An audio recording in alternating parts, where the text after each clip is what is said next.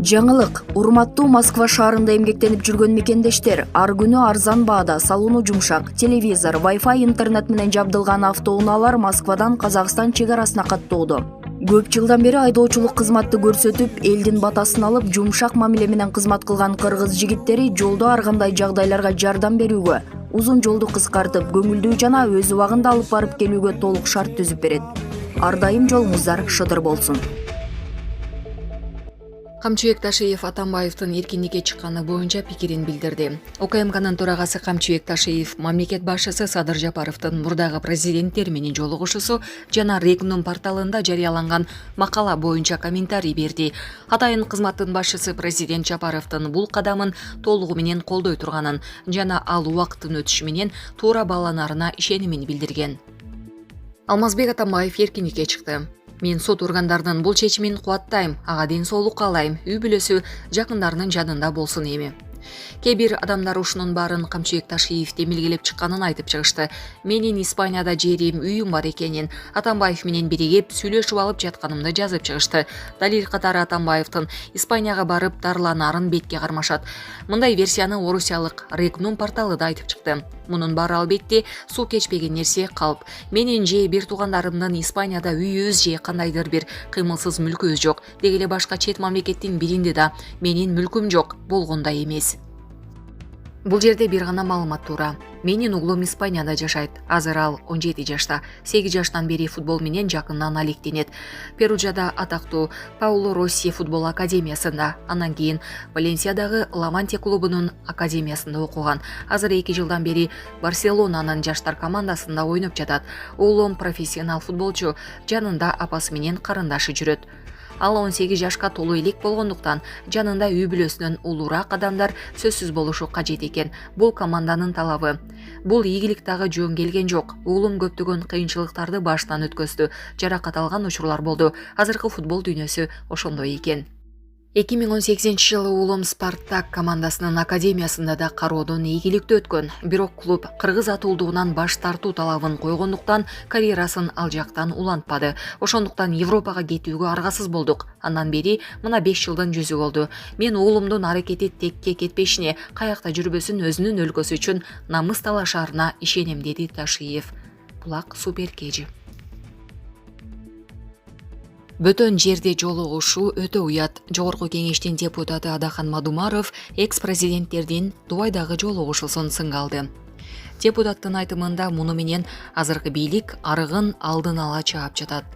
Эл үчүн иштейбиз деп жүргөн азаматтардын баары өздөрүнүн маселесин бөтөн жерге барып, жашыруун түрдө жолугушуусу бул өтө уят маселе. Баарын бир столго бириктирдим деп жатпайбы? Отургуза турган болсо, касиеттүү кыргыз жери бар. Ушул жерде эл үчүн, мамлекет үчүн иштейбиз деп ант ичишкен. Ушул жерге келип жыйналса, кепилдик беришсе дагы жакшы болмок. Жеке кишинин пикири менен улуттун пикирин аралаштырбаш керек. Ал сенин пикириң, бири-бири менен кечиришеби, кечиришпейби, ал алардын жумушу. Мунун негизги максаты ошол жактагы президенттердин тагдыры же мамлекеттин келечеги эмес. Азыркы бийлик өзүнүн арыгын алдын ала чаап жатат, деди Мадумаров. Белгилей кетсек, өлкө башчы Садыр Жапаров 18 февралда мурдагы президенттер Аскар Акаев, Курманбек Бакиев, Роза Отунбаева, Алмазбек Атамбаев, Сооронбай Жээнбековду чогултуп бир столго отургузганын айткан. Мамлекет башчысынын билдирүүсү коомчулукта кызуу талкууга алынды. Бул боюнча президенттин администрациясынын маалыматтык саясат кызматынын жетекчиси Дайырбек Орунбеков талаш-тартыштар жаралып, негизсиз тыянак чыгаруулар орун алып жатканын билдирди. Ал мамлекет башчысы мурдагы президенттердин кайсы бирин мыйзам жоопкерчилигинен бошотуп, аларды өлкөгө кайтарып келүү жөнүндө сөз айтпагандыгын белгилеген. Булак супер кежи. Болгарияда жүк ташуучу унаадан дагы 43 мигрант табылды.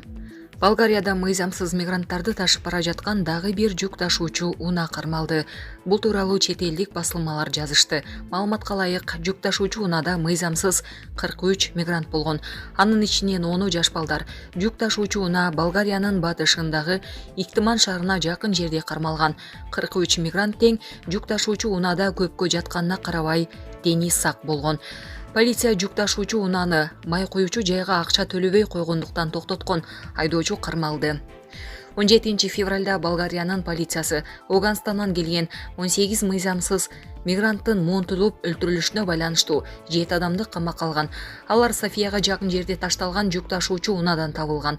Алдын ала маалыматтар боюнча уна жыгач ташуу менен алектенип, жыгач тактайлардын астына 52 адамды ташып бара жаткан. Оганстан жарандары Туркиядан Европага бара жаткан. Булак супер кежи. Россия лидери Украинага батыштын куралдары келсе кандай жооп болорун айтты. Президент Владимир Путин Украинага алыска аралыкка атылуучу куралдар келе турган болсо, жооп катары кандай кадам жасаларын айтты. Биле кетсек, бүгүн 21 февралда Россиянын президенти федералдык жыйынга кайрылуу жасап жатат. Украина режими бүгүнкү күндө улуттук эмес үчүнчү өлкөлөрдүн кызыкчылыгын коргоп жатат. Батыш Украинаны Россияга каршы таран жана полигон катары колдонуп жатат. Бир жагдай баарына түшүнүктүү болуш үчүн айтып коеюн. Украинага батыштын алыска аралыкка атылуучу куралдары канчалык көп келсе, биз коркунучту өз чек арабыздан алыстатууга ошончолук мажбур болобуз. Бул кадыресе көрүнүш, деди Россиянын башчысы. Анын айтымында Россиянын согуш таласында жеңүү мүмкүн эмес. Ал ошондой эле Россия батыш баштаган согушту токтотуу үчүн күчүн колдонуп жатат. Булак Спутник кежи.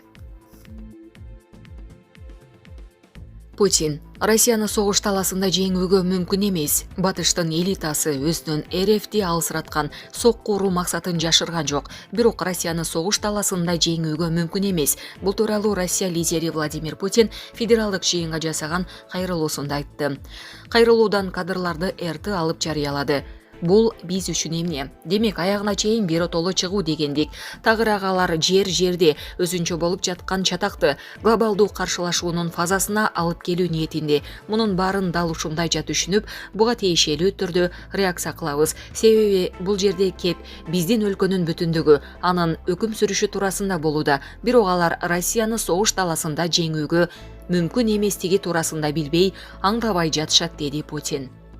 Эске салсак, бул күндөрү Россиянын Украинаны демилитаризациялоо жана денацификациялоо боюнча баштаган атайын операциясына 1 жыл болот. Ал 2022 жылдын 24 февралында башталган. РФ президенти Владимир Путин анын максаты 8 жылдан бери Киев режими тарабынан геноцидке кабылган элди коргоо экенин айткан. Мамлекет башчынын айтымында Донбасстагы тынч жашоолучуларга жасаган кандуу кылмыштар үчүн Украинаны демилитаризациялап жана денацификациялап, аскер кылмышкерлерин сотко бериш керек. Булак Спутник кежи.